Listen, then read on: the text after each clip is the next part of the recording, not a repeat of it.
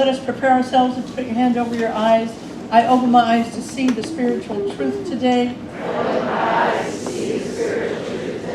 And over your ears, I open my ears to hear the spiritual truth today. And just put your hand over your heart and extend out your arms. I open my heart to receive the spiritual truth today. The spiritual truth that I'm working with today is that nature abhors a vacuum. Nature abhors a vacuum. Many of you have heard that. Particularly, it's probably not particularly important in terms of our prosperity thinking, to understand this law that nature abhors a vacuum. I'm in a little 3-week series, the middle of it, of a 3-week series based on your prosperity, how you can be more prosperous in your life. And remember that the definition of prosperity is to flourish, to succeed, to thrive, and to experience favorable results. That last one just gets me where I live. To experience favorable results. How many of us go around expecting the other shoe to drop? How many of us go around expecting impending doom to be the next thing that happens to us? What would our lives be really like if every day we woke up with an expectation of favorable results? The truth is, we can find that. We can get that idea. We're prosperous to the degree that we are experiencing peace in our heart, experiencing good health, and experiencing and understanding that there is plenty of everything in the world. If you want more compassion, this series is for you. If what you want is more joy, this series is for you. If you want more harmony in your marriage, this series is for you. If you want more money and material things, this series is for you. We're working with a book by a woman named Catherine Ponder, a wonderful prosperity teacher, and she wrote a book called The Dynamic Laws of Prosperity, and that's the basis of the work that I'm doing in this series. And what she says is this: look, we get to New Thought and we become committed to positive thinking. What we need to do is to narrow that definition of positive thinking down to what she calls prosperity thinking in our life. There are some basic laws of prosperity and some supportive laws of prosperity. Last week we looked at the basic law of prosperity on which everything else is built. And that basic law of prosperity is we radiate out and we attract back in. That's how the law works. What you radiate out, you will attract back in. Now, a lot of times we get that mixed up and think that we have to radiate out things. What we're really looking at, you may want to radiate out things, that may become a natural result, but what we're really radiating out are feelings. We're really radiating out a feeling of accomplishment in whatever area that we want in our life. So we looked at that last week. It's on tape if you want to get it. And we also reminded ourselves that we have to get rid of 2 concepts that many of us hold dear. And the first of that concept is that it's more spiritual to be poor. It is more spiritual to be poor. The truth is, it's no more spiritual to be poor, and it's no more spiritual to be rich. God loves rich people and poor people in full measure. Doesn't have to do whether you're rich or poor in your life. The second thing that we've got to get rid of in our life is this misunderstanding that our source comes from the outer, that our source comes from our job, from a will that you think might be mentioning you in the will, lottery ticket, any of those things. Now look, all of those may be the vehicle by which your good comes to you, but they are not the source of your good. The source of your good is spirit every time and all the time. So today we want to look at some supportive laws that sort of feed on that law of radiation and attraction, the basic law. And the first one we're going to look at is the vacuum law of prosperity. It's one of the most powerful laws if we can work with it in a daring, bold, faithful way. That's how we reap the benefits. Catherine Ponder says this. She said, when people are honestly trying to be more prosperous in their life, They're working on their prosperity thinking. They're working on radiating out and attracting back. They're working on several other laws. Often, if they're failing at being prosperous during that time, they have to invoke the vacuum law of prosperity in order to move themselves forward. And basically, the vacuum law of prosperity works like this. It says that if you want to get more great things in your life, you have to create space for it in your life, in your physical life and in your spiritual life, in order to receive that which you want and you need. But in order to do that, you got to get rid of the things you don't want and you don't need in your life anymore. It could be clothes, it could be furniture that no longer suit you, or it could be letting go of people in your life who aren't on board with your desire to be a prosperous person. We have to let go of the tangible and the intangible in our life in order to be able to have. We're not a just enough church. We're not a tribe that says we want you to just make do. We're not a make do tribe. We want you to be prosperous in whatever area that you want to be. After last week's sermon, a woman came up to me. She's in the church this morning, and she came up and she said, I've been working with that book that you mentioned, and there was a time in my life that I wanted an intimate relationship with a man, and it just wasn't happening for me. And she said, I went into my closet in my bedroom, and I realized that once I found my man, there'd be no place for him to put his clothes because my closet was full. She said, I knew I couldn't just throw the clothes away, so I went and I got half the clothes out of my closet, and I took them to a guest bedroom because I know I needed those clothes. She said, but I made space for my man's clothes in my own closet. And 2 weeks later, a man who had been a close friend of hers, but they had kind of separated out and lost track, they came back together and they're harmoniously living a loving life of intimacy right now. And I'm so grateful. I promised her I wouldn't call her out, but I will say that it's so great to see them walk in the church in the morning because they're totally in love with one another. And what she was willing to work with these principles to get that which she wanted. Sometimes what we need to move out of the way is not a chair, it's not shoes, or even a person, but it's something in our own heart that we need to get rid of. Something that we have going on, a sadness, a resentment, even those chagrin moments, what I call the chagrin moments. Those moments when you think, oh, I did that, and I hope nobody ever knows I did that.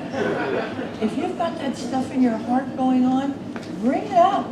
Bring it up and look at it and begin to pray peace upon it. Begin to understand that which you did, that you are feeling sad about or have resentment toward yourself about, was actually purposeful in getting your soul moved to the place that you can begin to work on prosperity ideas in your life. There is a lot of us want better health, and that's really our desire. We want more prosperity around our health, and these prosperity principles, this vacuum law of prosperity, will begin to work for you even around your health. She has a story I want to share with you in her book. Whenever you dare to form a vacuum, the substance of the universe then rushes in to fill that empty space. This applies on the spiritual, mental, and physical planes of life. A businessman got very sick for weeks and was under physician's care. Every possible thing was done for him medically by his doctor, a very fine physician. But it all seemed to no avail. This man just got weaker and weaker. It seemed that his body was filled with poison and nothing seemed to solve it. Finally, one night, perspiring from a high fever and a deep cough, this man finally remembered the vacuum law of prosperity and realized there was something that he needed to release. Since he knew that the mind and emotions have such a powerful effect on the body, perhaps there was some mental attitude or emotional feeling that had to go to help eradicate his pain, his fever, and his weakness. He became very quiet and silently asked divine intelligence to reveal to him what he needed to release. Suddenly, he began to think of a person against whom he had been holding a strong grudge. He had said a number of unkind things about this person and had gone to great lengths to hurt him. Then he mentally reviewed the events between them that had caused the grudge and his later desire to hurt that person. And he honestly thought about it. He realized the other person may not have known that his feelings had been hurt from the events that took place, and that perhaps there was no reason for him to hold a grudge at all. And then in parentheses, she puts, there never is a reason to hold a grudge. As he lay in bed with a high fever, he began to declare over and over, I fully and freely forgive you. I loose you and let you go. So far that I'm concerned, that incident between us is finished forever. I do not wish to hurt you. I wish you no harm. I am free and you are free, and all is again well between us. In a little while, the feeling of peace, quietness, and release came over him. For the first time in many nights, he slept peacefully. The next morning, his fever was gone, and his physician declared that the poison had miraculously left his system overnight. When we can begin to forgive, when we can begin to let go, things begin to happen to us in the world of prosperity. You know, and forgiving can be a trick because sometimes it feels like the trespasses against us are so grievous, so painful, that it's really hard for us to forgive that person. It feels almost impossible. So Catherine Ponder, from a client she had been working with who was trying to do this client wrote a prayer for herself that she then shared with Ponder, who shared then with all of us. And the prayer is this. This is the prayer for when you can't forgive somebody. It's just not possible because you have to do it authentically. If you don't do it authentically, it's not going to work. And so here's the prayer. Lord, I humanly cannot forgive him. But if you can, please forgive him through me. Lord, I cannot forgive him, but if you can, please forgive him through me. Now, you know, in this church, there's no God up there that's going to come down and forgive anybody for you or through you. It's that God, that presence, that divinity that is within you that you tap into. So divine presence within. I humanly cannot forgive this person, but divine presence within, can you do it through me now? Begin to give that some play. And again, the person that oftentimes we need to forgive the most is ourself, and that prayer will work with us all the time. As we cast away old possessions, old behaviors, old attitudes in our life, and put in their place new prosperity thoughts, new understandings of prosperity laws, your prosperity condition will improve steadily in our life. So now that we have kind of some basics, let's get to manifestation. Now we got to have a theory. Let's get to the manifestation with what the supportive law that Catherine Ponder calls the creative law of prosperity. The creative law of prosperity, and it has 3 steps. The first step is this: write down your desire and constantly update it. Write your desire down and constantly update it in your life. The second one is mentally image the desires you want fulfilled. Mentally image the desires that you want to get fulfilled. And the third one is constantly affirm their fulfillment has already taken place. Constantly affirm that their fulfillment has already taken place. So let's talk about the first step, because without the first step, the other 2 aren't going to bring you prosperity. They will leave you ineffective. Catherine Ponder says this. She says when she's counseling somebody and they have a problem, the right kind of desire will dissolve anything that stands in the way of the solution to that problem. Now, anybody who thinks that their personal desire is selfish, let it go. Let it go. Because what your desires are simply God tapping on your mind, trying to give you the good that is available to you now. That's what your desire is. It's God tapping on your mind, trying to give to you that which you are seeking. The creative law of prosperity is to take our deep desire and instead of suppressing it as an impossible dream, bring it up. Bring it up and begin to express it as if it's already done in your life. What you really want, if you really want to make it work, write it down. Write your desires down. Don't rely on your mind to think about it, because here's what happens. You'll be thinking about it strongly, and then your subconscious will come up and it will begin to water it down. So if you write it down, you're already committed to that which is on paper in your mind. See, the mind can produce definite results only when it is given definite ideas through which to work. So I'm going to say that again. Your mind can produce definite results only when it is given definite ideas through which to work. So we want to get really clear about this. See, many people work hard at the level of prosperity on the outer, their job and other things that they're working on. Maybe they're looking at the stock market and following that. But they become afraid to actually become attached to definitive desires that they're writing down. You want a better life? You want more money? We have to know what a better life will look like. It has to be a specific desire. What does that better life look like to me? You want more money? How much money do you want and when do you want it by? Don't worry about where you're going to get it. Write those specific desires down.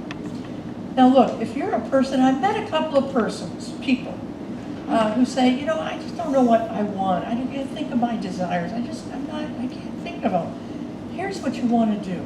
You want to be like the sculptor. You know how the sculptor sees a block of marble and sees what they want to create, and then they chisel anything away that they don't want, that's in the way of that. Begin to look at your desires that way. If you can't think of any desires, begin to think of what you don't want in your life and begin to let those things go. And your desires will surface. Don't be afraid to change your desires frequently, because sometimes those desires are met and sometimes they're not met, but they're no longer appropriate to you. But you have to write them down. You know, I hope you'll all be here Thanksgiving Eve. It's a beautiful service that we have on Thanksgiving Eve. And one of the things that we do is we give you a bulletin, and inside the bulletin is a card with an envelope, and we ask you to write down 3 desires you have and that you want to see manifest in the next year before the next Thanksgiving. Now, if you were here last Thanksgiving and you did that, it'll be interesting to see when you come to the lobby. We're going to give you your envelope. You're going to open it up. You're going to see how well you did. Now, I say how well you did because God did it. God gave you what's on that card. And if you don't have it, my guess is you didn't stay with it long enough. You didn't stay with your desire long enough to actually have it be in your heart and in your mind. The key to this is authentic specificity. You take your boldest desire, you write it down with enough detail that your mind, your conscious mind, and your subconscious mind can begin to embrace it. Because what does Ernest Holmes say? We can have anything we can embrace. Anything we can embody, we can have in our life. If it feels too big, that's okay. Deal with your feeling. Don't dilute your desire. She has a story of a doctor who said, I wrote down my desire to have a certain amount of money in my practice for the end of the month. He wrote down the amount, he looked at it, and it was too big for him. He thought, I can't do this. I just can't even embody this and entertain it. So what he did was he took the month and he divided it by 4, and he now has weekly desires that enabled him to embody it because it was a smaller number. Whatever you have to do, maybe you have to incrementalize your desire, but do it. Don't dilute your desire. The second thing, the second step here is to do imaging, or what he calls imagination, imaging. The law is called the law of imaging. And, you know, I got quite sober when I first came, I've been sober. No, I didn't mean that. It was quite sobering to me when I first started doing these teachings that I could image my failure and my lack just as easily as I could image my success in my life. And I think a lot of us are doing that. We're spending our imaging time, our imagination time on worry, on whether the other shoe will drop, on things that aren't going to happen. A lot of us, Byron Katie says there are 3 kinds of business. There's God's business, there's my business, and there's your business. And 99% of the business that we have is God's business. But what we do is we tend to worry that what's going to happen to us is not what we want. We have to bring that up into our heart and look at that worry and begin to pray peace on that worry. There is a French doctor named Emile Carouse, and what he says is imagination and willpower, if you have both, imagination will always win. If your imagination and your willpower in conflict, your imagination will always win out. And that's important. I have been on maybe 4 million diets in my life, and in all of them, I was worried about the outer. I was worried about my willpower. Do I have enough willpower to not overeat? Do I have enough willpower to let go of sugar and flour? What is my willpower saying? And what this doctor is saying, I should have been spending my time on imagination, on imagining what it is I wanted to have to eat and to look like, as opposed, because anytime that imagination and willpower are in conflict, imagination will win.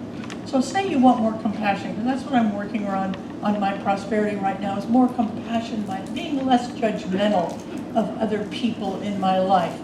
When we begin to, if I'm imagining, I need to stay with the picture of myself as compassionate, not revert back to the judgmental self, but just to imagine compassion and keep working at it. Ernest Holmes says this. He says, with every challenge in your life, you stare into it until you see the face of God. We don't run away from our challenges. We simply imagine ourselves being victorious over anything that we're seeing. It takes a minute. And speaking of minutes, taking a minute, it's going to take a few minutes between imagining and manifestation, between imagining and fruition in our life. Don't give up. We give up so easy. We have a desire, it's not met by Tuesday, and it's done. We've moved on. Remember Joseph, the story of Joseph. He at 17, he was imagining dominion over his life. Unfortunately, he did what a lot of us do. He told his brothers, we tell people who aren't on board with our prosperity success. And then we begin to dilute our own desires because of that. But he didn't do that. As a result of it, he was sold into slavery by some Egyptian merchants, and he continued to imagine a life of dominion over himself. And then he got thrown in jail, and he continued to imagine a life of dominion over himself. And as a result of that, he became the prime minister. We can do that, but we have to stay with it. We have to stay with it.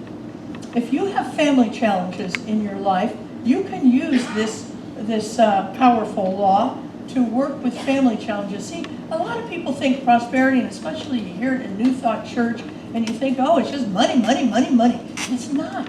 It is that if we want it. I personally do want it, so I'm happy to work with prosperity principles. But you don't have to. If you have challenges in your family, here's an example. A distraught mother whose son's behavior had been especially disturbing began sitting quietly every day and mentally imaging him as she wished him to be. She thought of him as standing in a pool of light and love, as being calm, peaceful, confident, harmonious, and happy. She stopped trying to make him that way in any of her outer actions or words. Gradually, he began to express those qualities and became calm, peaceful, confident, and harmonious, so that in a few months, a few months, he hardly seemed like the same child. I've been working that with my life. I have a 4-year-old in my life who I love dearly, and she is creative and active and joy-filled and inquisitive, and she's a holy terror as well. So I don't want to diminish any of those other powerful qualities she has, but maybe to calm down a little bit. So I'm working with that image myself every day. I'm not even telling her mother or father I'm doing it. I'm just beginning to do that to see if we can't use this powerful law of prosperity here. The last stage, the third stage in this creative law of prosperity is to affirm your desire as if it's already filled. Catherine Ponder calls this the law of command. The law of command. And it is through the law of command that we begin to release this good, which is built up because we've written down our desires and we've imaged them. So now it's time to command them into manifestation.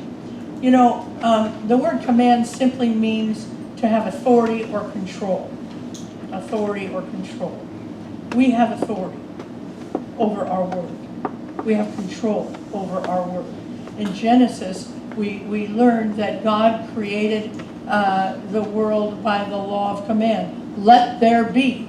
Let there be. And there was. Jesus followed that suit. Let there be, and there was. You and I can do the exact same thing. Let there be, and there will be in our life.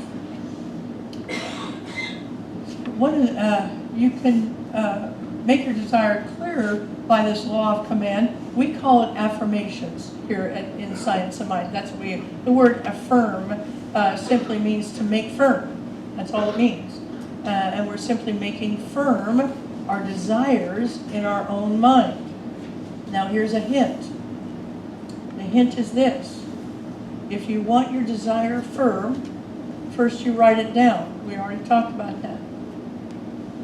Then your affirmation needs to be written down too. And the reason is because our mind plays tricks on us. And it rewrites things in our mind before we even catch on. So if you've committed your desire to paper, and then you commit your command to paper, you commit your affirmation to paper, things begin to shift in your life. So next week we're going to take up some more laws of this prosperity. Right now let's take this message into prayer, knowing that God moves through me all the time, giving me patience when I need patience, giving me love when I need love, giving me joy when I need joy. I simply have to be open to receive it, to have space for it, and to recognize it. I give thanks for that. I release this word into the law together we say, and so